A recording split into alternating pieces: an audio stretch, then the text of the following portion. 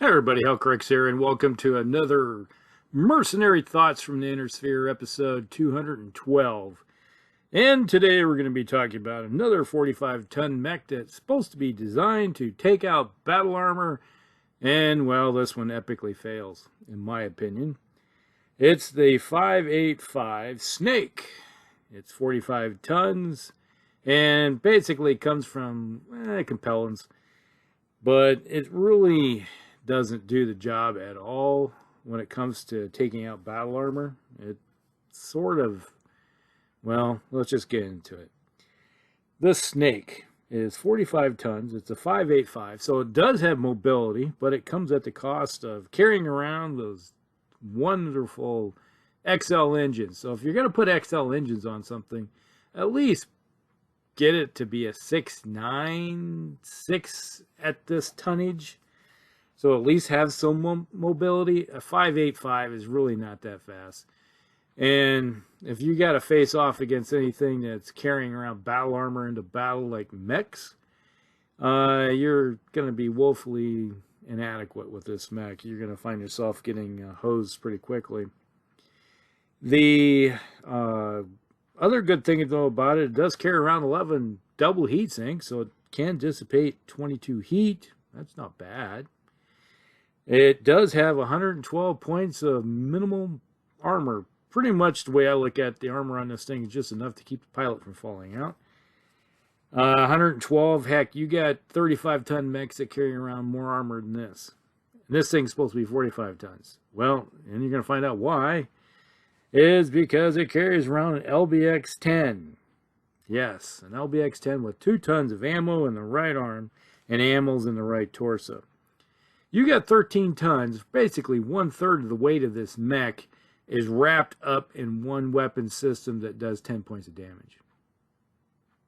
When you could have put a PPC on and still had 6 tons to play around with for like armor and other assorted goodies like medium lasers, something that's good for killing battle armor.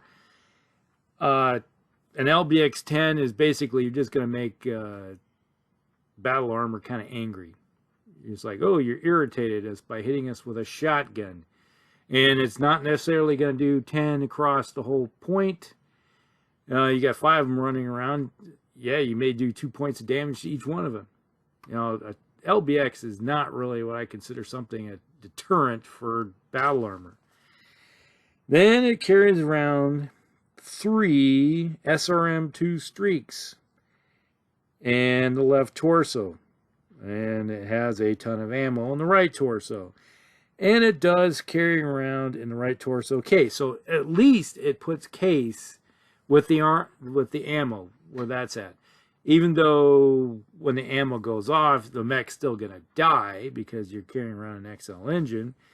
And it doesn't take very much, but a couple good hits, and this thing is already in the juicy parts because, well, the center torso only has 16 points of armor on the front.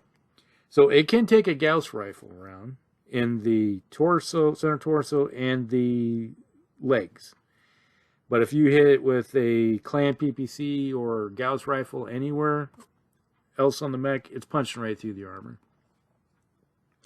And if you're looking at the woefully inadequate 11 points of armor, even a standard PPC almost takes all the armor off.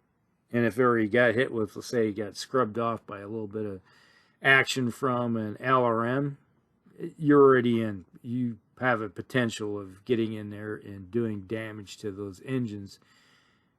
Well, you got a lot of heat you can dissipate a lot of heat with 22, and this mech doesn't produce a lot. So hey, you could take 2 engine hits and still be roaming around without worrying about heat. So that's one good thing, right? Then you have also the case in the right torso, like I said, and in the center torso you have 1 jump jet, and the right and left leg you have 2 jump jets each. So it's not a mech that, even looking on the paper, it's not that great. My activities of playing against them, they die in droves. I've faced off and against them before in games, and you just like a couple good hits, and they're toast. You know, it's like it is a mech that is supposed to be designed to take care of battle armor or something of that nature, and that is about the best it's going to do. Because if you start roaming this thing around against better armed mechs, this thing's going to be toasted pretty quickly. And that's been my experience with it. It's like, it's so bad. It's like I've played against a couple before, and back when this book came out, and, you know, a friend had one of these things, and he's like, hey, it's the Snake. And I played against it, and it's like, and it soon found itself never finding itself back on the table because it died so quickly. As I look at it and go, oh, okay, you hit me with a shotgun, and I was like, have 2-3 mechs unload on it, and then, you know, maybe 1/3 to 1/4 of the shots land on it from range, and it's gone. Took out a torso. You know, it was like after about 3 games of it trying to figure out how to make it work, it was toasted pretty quickly. So that's one of the reasons why I'd never seen much action after that. So the Snake isn't really what I consider a mech that in its current iteration, you know, the 1V first version, is worth taking out. Now, you could, you know, do something with it like drop the LBX cannon and replace it with a PPC, like an ER PPC or an ER large laser, preferably a PPC. ER PPC, at least you're doing 10 points damage against some battle armor, and one hit, yes, you got the -1 to hit them because they're small dispersed targets. But at least if you hit one, they're going to know they got hit. Now, when you back it up with the streaks, yeah, the streaks are in one way are nice because you fire them. If you get a lock, they fire. If they don't get a lock, they don't fire. That's one nice thing about streaks. But, you know, you got, well, 4.5 tons, or basically 5.5 tons wrapped up in something that's going to send out possibly 12 points of damage. You combine that with the LBX cannon. Yeah, if you got all 3 streaks hit and the LBX cannon hits perfectly, that damage is going to be spread out amongst all those elementals. So that point, you're going to take about, my experience with it, it takes about 3 turns to really, firing with one of these things, actually get the job done on taking out a point. While if you really want to do a good job of taking out elementals, take a Komodo. That thing's designed to kill elementals. Pure and simple. This thing, it's just like swatting with a fly swatter, trying to kill a bunch of them. Now, by the time you get something that's with the LBX cannon, yes, you could probably get about 4 or 5 good turns of firing into one point, and yes, you can do the job of taking one out during that time period. But is that player going to allow you to just continually beat down on their elementals, or are they going to turn around and say, you know, you're picking on my elementals? You know, it's like, yeah, you're a meanie, so we're going to turn around and shoot you. And having a 5/8 mover, that's not really a big deterrent when it comes to movement modifiers. When you start getting into advanced tech. Now, if you had one of these things and it's taking on clans, the clans are probably going to rip you to pieces pretty quickly. Those like, all right, let's focus this guy and toast him. So there you go. Now, there are, let me bring it up here, a couple variants. And the variant, there's the 2B. This one drops in a streak launcher, replaces it with an ECM suite, which is a 1-to-1, you know, swap out, and gives it stealth armor. You need to have ECM on board to be able to use stealth armor. So there is some benefit to it, but it comes at the heat.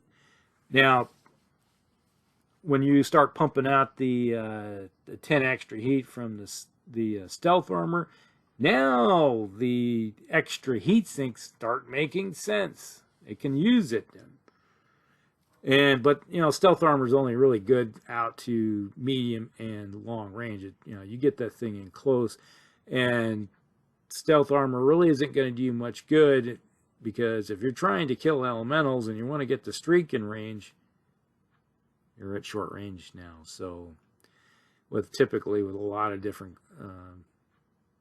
things out there, mechs and stuff. Now there is the 2BR. This variant replaces the autocannon with a pair of plasma rifles. Okay, replacing something that a little more effective at killing battle armor, but you still got ammunition with it. But at least you got something that's you're going to be damaging at least a couple more. You know, it's got some good swatting power with the plasma rifles, even though it's limited by amount of ammunition you may be carrying on board. But overall, the Snake is something that I don't really feel like it's worth taking out and playing in a game unless you do some modifications to it, such as, like I said, replace that LBX cannon with something a little bit better. And, you know, so you have something that's going to be doing some good damage and give yourself some more armor on board, so at least you can take a few hits before, you know, you're looking at possibly losing your XL engine. So there you go. That is it. That's in a nutshell. That's the Snake. You know, it's like some people may say, hey, it's a great mech. You know, your mileage may vary. My personal experience is not. All right. Hope you guys like this one. Like and subscribe, share with your friends, and we'll see you in the next one. Hellcrex out.